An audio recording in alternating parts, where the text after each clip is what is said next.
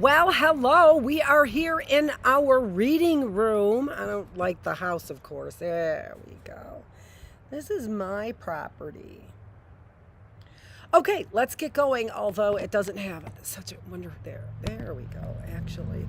That's a little better for the glare, isn't it? So let's go ahead. I've got the sun behind me, and I don't have such a glare on the screen. So let's read The Wondrous Life of Oscar Wow. I think it's Wow. Junot Diaz.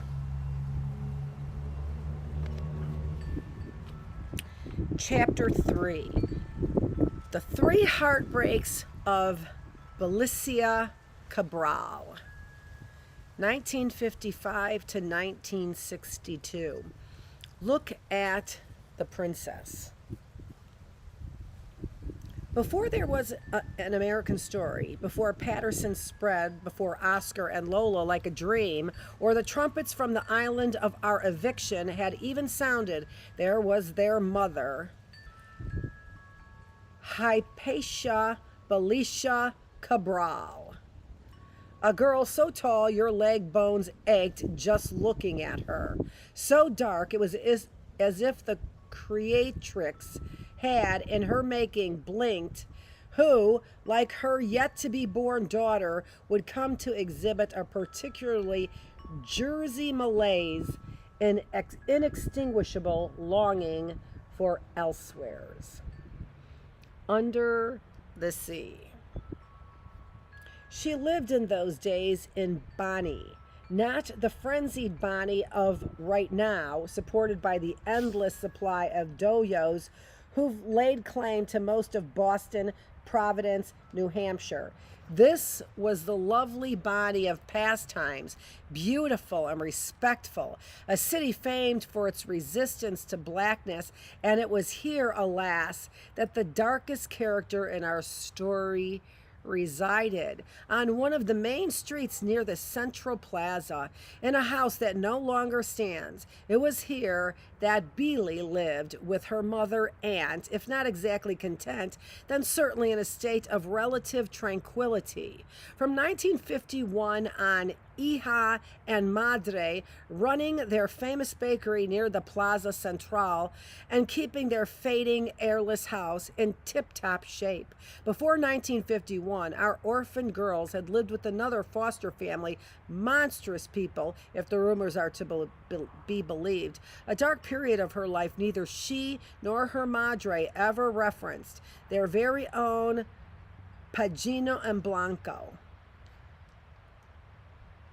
I don't know what Pagina is, but in white. These were the beautiful days when La Inca would recount for Beely her family's illustrious history while they pounded and wrung dough with their bare hands. Your father, your mother, your sisters, your house.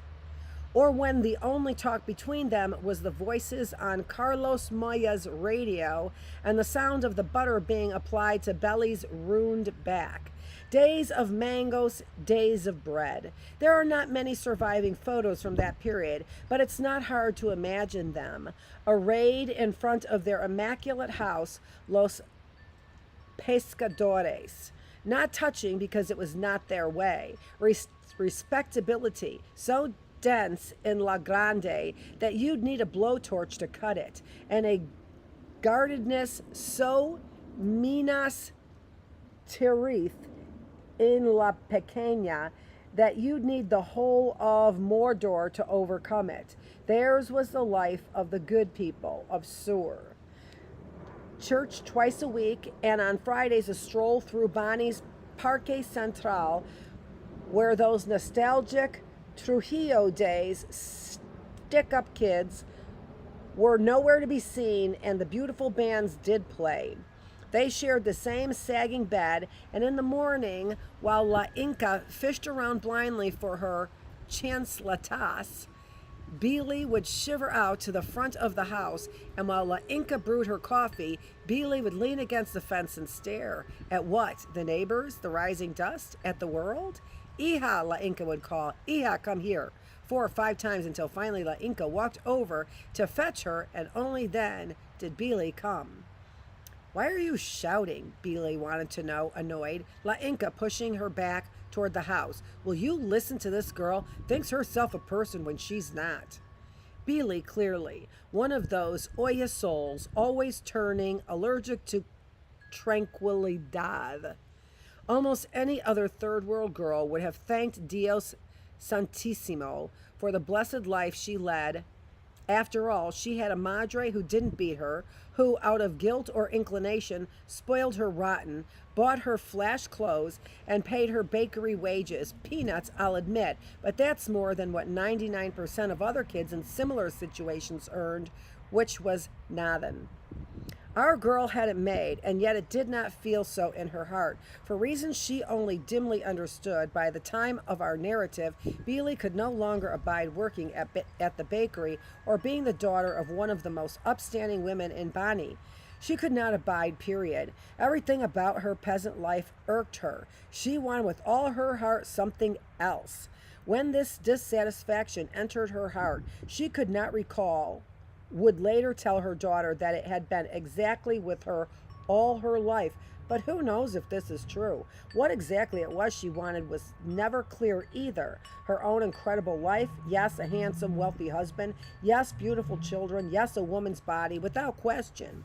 If I had put it to words, I'd say what she wanted more than anything was what she'd always wanted throughout her lost childhood, to escape from what was easy to enumerate: the bakery, her school, dull-ass Bonnie, sharing a bed with her madre, the inability to buy the dresses she wanted, having to wait until 15 to straighten her hair, the impossible expectations of La Inca, the fact that her long-gone parents had died when she was 1, the whispers that Trijulo had done it, those first years of her life when she'd been an orphan, the horrible scars from that time, her own despised black skin. But where she wanted to escape to, she could not tell you. I guess it wouldn't have mattered if she'd been a princess in a high castle, or if her dead parents' former estate, the glorious Casa Hatui, had been miraculously restored from Tiholo's Omega effect. She would have wanted out. Every morning the same routine. Hipatia Belisha Cabral, Ven Acá. You, Ven Acá, Billy muttered under her breath. You. Bailey had the inchoate longings of nearly every adolescent escapist of an entire generation. But I ask you, so fucking what? No amount of wishful thinking was changing the cold hard fact that she was a teenage girl living in the Dominican Republic of Rafael Leonidas Trujillo Molina, the dingest dictator who ever dictated. This was a country, a society that had been designed to be virtually escape-proof.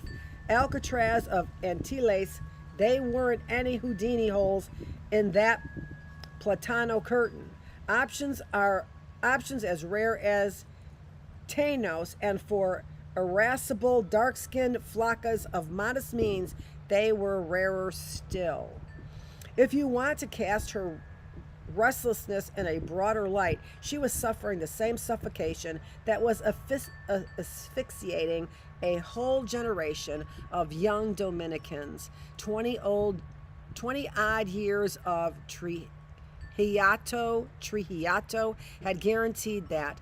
Hers was the generation that would launch the revolution, but which for the moment was turning blue for want of air. The generation reaching consciousness in a society that lacked any.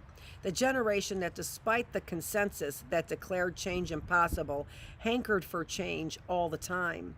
At the end of her life, when she was being eaten alive by cancer, Billy would talk about how trapped they all felt. It was like being at the bottom of an ocean, she said. There was no light and a whole ocean crushing down on you. But most people had gotten so used to it they thought it normal. They forgot even that there was a world above. But what could she do? Bali was a girl, for fuck's sake. She had no power or beauty yet, or talent or family that could help her transcend. Only La Inca, and La Inca wasn't about to help our girl escape anything. On the contrary, mon frere, La Inca, with her stiff skirts and imperious airs, had as her central goal the planting of Belicia in the provincial soil of Bani and in the inescapable fact of her family's glorious golden past. The family Beeley had never known, whom she lost early. Remember, your father was a doctor, and your mother was a nurse. A nurse! La Inca expected Beeley to be the last best hope for her decimated family, expected her to play the key role in a historical rescue mission, but what did she know about her family except the story she was told ad nauseum? We were talking about that in the early bird class, or the Bookless Classroom. And ultimately, what did she care? Early bird. She wasn't a maldita Siguapa with her feet pointing backwards in the past. Her feet pointed forward, she reminded La Inca over and over, pointed to the future.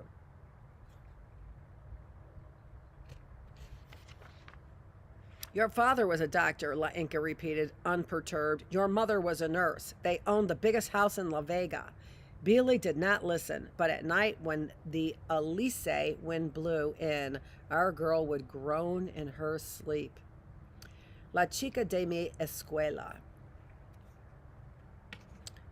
The girl of my school.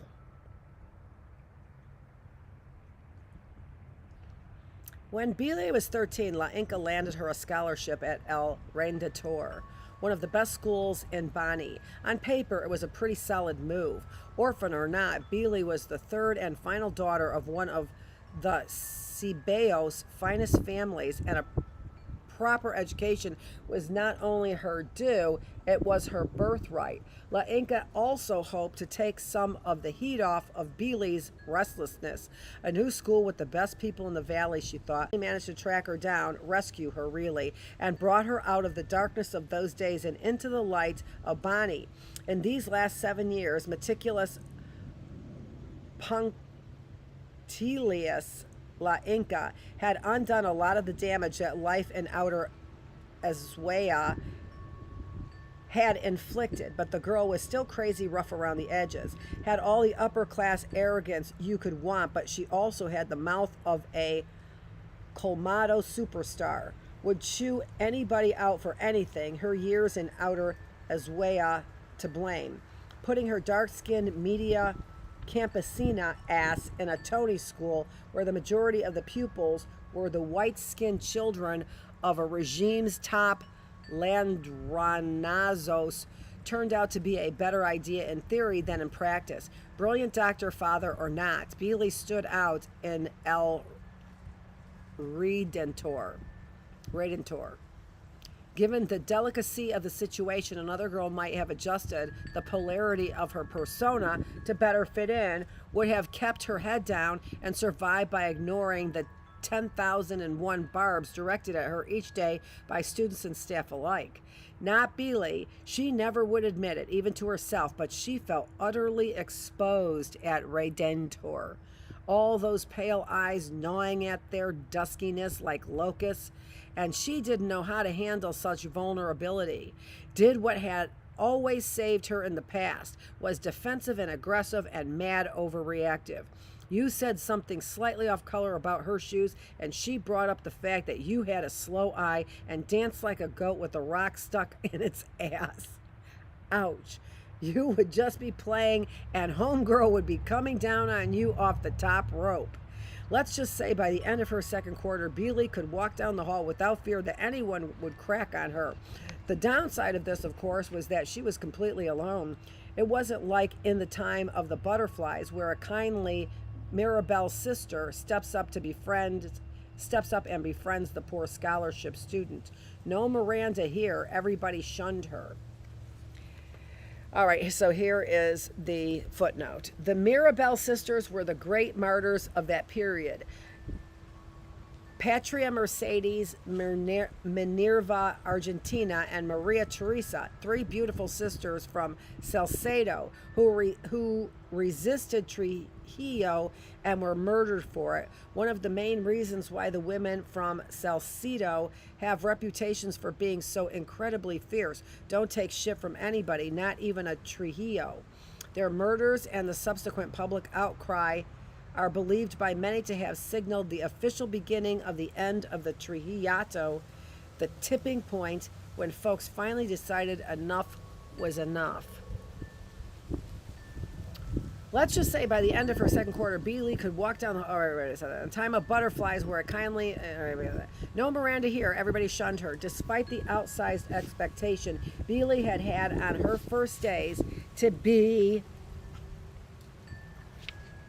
number one in her class and to be crowned prom queen opposite handsome Jack Pujols. Beely quickly found herself exiled beyond the bone walls of the macroverse itself, flung there by a ritual of chewed, C-H-U with that whatever above it, D.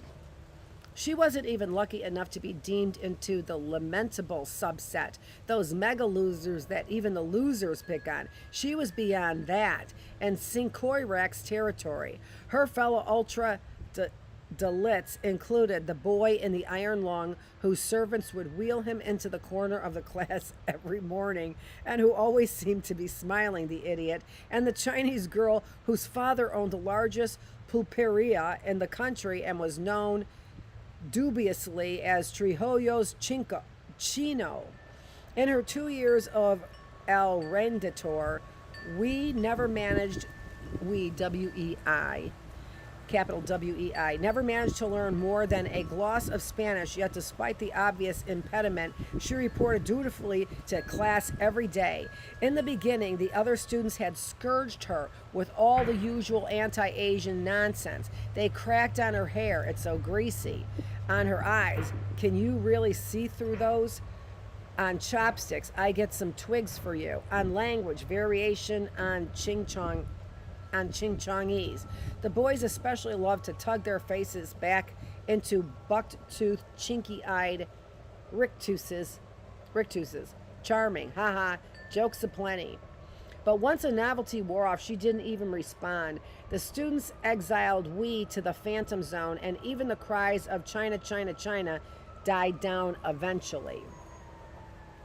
This was who Beely sat next to her first 2 years of high school. But even we had some choice words for Beely. You black, she said, fingering Beely's thin forearm. Black. Beely tried her hardest, but she couldn't spin bomb-grade plutonium from the light-grade uranium of her days. During her lost years, which are capitalized, lost years, there had been no education of any kind, and that gap had taken a toll on her neural pathways, such that she could never fully concentrate on the material at hand. It was stubbornness and the expectations of La Inca that kept Belicia lashed to the mast, even though she was miserably alone and her grades were even worse than Wee's. You would think La Inca complained that you could score higher than a China. The other students bent furiously over their exams while Beely stared at the hurricane whirl at the back of Jack Pujols' crew cut. Senorita Cabral, are you finished? No, maestra. And then a forced return to the problem sets, as though she was submerging herself in water against her will. No one in her barrio could have imagined how much she hated school. La Inca certainly didn't have a clue. Colegio El Renditor was about 1,000,000 miles removed from the modest working-class neighborhood where she and La Inca lived, and Beely did everything possible to represent her school as a paradise where she cavorted with the other immortals, a 4-year interval before the final apotheosis. Took on even more airs where before La Inca had to correct her on grammar and against using slang. She now had the best dictation and locution in Lower Bonney. She started to talk like Cervantes, La Inca bragged to the neighbors. I told you that school would be worth the trouble. Beely didn't have much in the way of friends, only Dorca, the daughter of the woman who cleaned for La Inca, who owned exactly no pair of shoes, and worshipped the ground Beely walked on. For Dorca, she put on a show to end all shows. She wore her uniform straight through the day until La Inca forced her to take it off. What do you think these things were free? and talked unceasingly about her schoolmates, painting each one as her deepest friend and confidant. Even the girls who made it their mission to ignore and exclude her from everything, four girls we call the Squadron Supreme, found themselves rehabilitated in her tales as benevolent older spirits that dropped in on Belicia every now and then to give her invaluable advice on the school and life in general. The squadron, it turned out, were all very jealous of her relationship with Jack Pujols, who, she reminded Dorca, is my boyfriend. And invariably, one member or another of the squadron fell to weakness and attempted to steal her Navio, but of course, he always rebuked their treacherous advances. I'm appalled, Jack would say, casting the hussy aside, especially considering how well Belicia Cabral, daughter of the world-famous surgeon, has treated you. In every version, after a prolonged period of iciness, the offending squadron member would throw herself at Beely's feet and beg forgiveness, which after tense deliberation, Beely invariably granted. They can't help it that they're weak, she explained to Dorca, or that Jack is so guapo. What a world she's spun. Beely talked of parties and pools and polo games and dinners where bloody steak was heaped onto plates and grapes were as common as tangerines. She, in fact, without knowing, was talking about the life she never knew, the life of Casa Hutui. So astonishing were her descriptions that Dorca often said, I would like to go to school with you one day. Bally snorted, you must be crazy. You're too stupid. And Dorca would lower her head, stare at her broad feet, dusty in their chaletas. La Inca talked about Beely becoming a female doctor. You wouldn't be the first, but you'd be the best, imagined her Hija raising test tubes up to the light. But Beely usually passed her school days dreaming about the various boys around her. She had stopped staring at them openly after one of her teachers had written a letter home to La Inca and La Inca had chastised her. Where do you think you are? A brothel? This is the best school in Bonnie, muchacha. You're ruining your reputation. And if not about the boys, then about the house she was convinced she would one day own, furnishing it in her mind, room by room by room. Her madre wanted her to bring back Casa Hatui, a history house, but Beely's house was new and crisp, had no history at all attached to it, and her favorite Maria Montez daydream, a dashing European of the Jean-Pierre Amant variety, who happened to look exactly like Jack Pujols, would catch sight of her in the bakery and fall madly in love with her and sweep her off to the chateau in France. All right, so there's a footnote here. Wake up, girl. You're going to burn the pan de agua, the pan of water. Maria Montez, celebrated Dominican actress, moved to the U.S. and made more than 25 films between 1940 and 1951, including Arabian Nights, Alibaba, and The 40 Thieves, Cobra Women, and my personal favorite, Siren of Atlantis. Crowned the Queen of Technicolor by fans and historians alike, born Maria Africa Gracia Vidal on June 6, 1912, in Barahona, bit her screen name from the famous 19th century courtesan Lola Montez, herself famous for fucking, among others, the part Haitian Alexandre Dumas. Maria Montez was the original J-Lo, or whatever smoking Caribbean is the number one eye crack of your time. The first real international star of the Dominican Republic that the Dominican Republic had. Ended up marrying a Frenchie, sorry, Anacaona, and moving to Paris after World War II. Drowned alone in her bathtub at the age of 39. No sign of struggle, no evidence of foul play. Did some photo ops for Holata every now and then, but nothing serious. It should be pointed out that while in France, Maria proved to be quite the nerd. Wrote 3 books, 2 were published. The 3rd manuscript was lost after her death. How interesting, right? And I've been reading Albert Camus. Same GD thing.